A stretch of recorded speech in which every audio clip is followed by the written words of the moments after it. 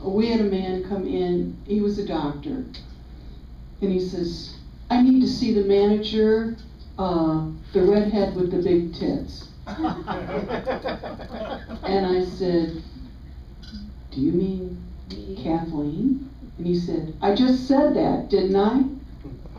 And I said, well, she's out to lunch, but I can give you the assistant manager.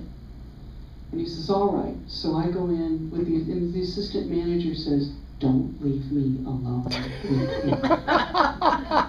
So I stand there and he says, I want my bill. And she says, the bill was sent out today. No, you don't understand. I want that bill. She said, you should have it tomorrow. He goes, no, my wife can't see that bill. He said, I brought my assistant here for a day of relaxation to help her perform better. And what? And he said, and my wife wouldn't understand. We spent $3,000. I go, oh, I bet she would. He said, I want that bill. And the manager said, I'm sorry, sir, but these club ownerships are jointly owned. She's entitled to the bill. And he said, well, what am I going to do? And she said, I suggest that you get to know your mail carrier. In fact, you might want to wait tomorrow until the mail's delivered and then pick up the bill if you're that worried.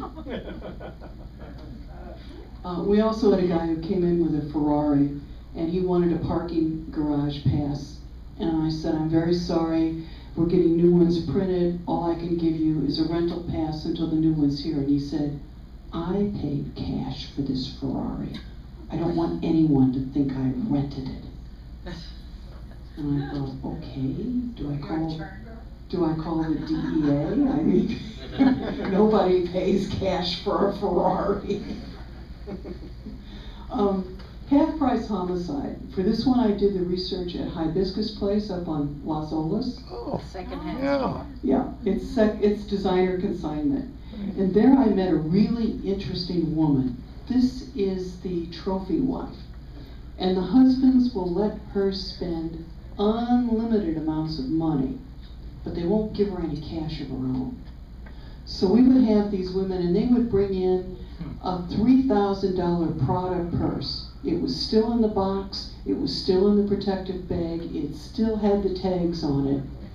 And the guy running it said, okay, $3,000, I can sell it for $500, you get $250. And she said, but I've never used it. He goes, it's a fashion item. You take it out of the store, it's like driving a car out of the lot. It's not worth it. So she would do that. She would spend $3,000 to get $250. And wow. They all did that. And I really hope they spent it on the pool boy. Anybody that controlling deserved it. Now, the latest book in the series is Punked for Murder. And for that one is set at a gym. And I got into the very strange and wonderful world of competition bodybuilding and women's competition bodybuilding. And I attended one of these. I'm almost afraid to say the words women over 50 bikini competition. Oh dear. Oh dear. Forget it. Yeah.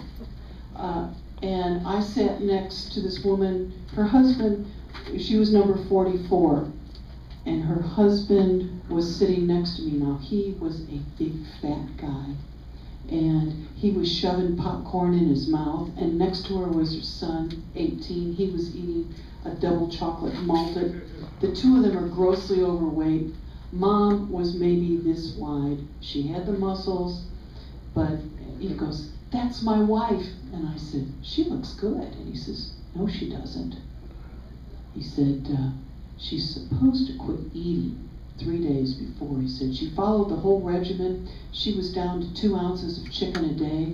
And then 3 days before, you stopped eating completely and you stopped drinking water.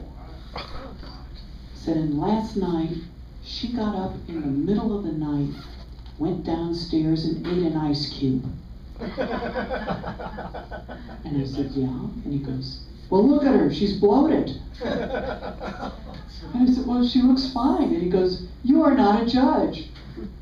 So she gets up and she does her poses to show off her muscles.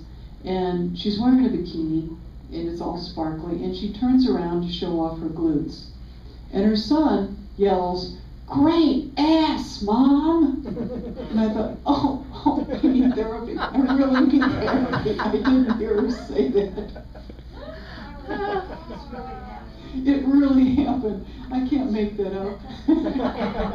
Anyway, float at number 44-1. I was very happy for it.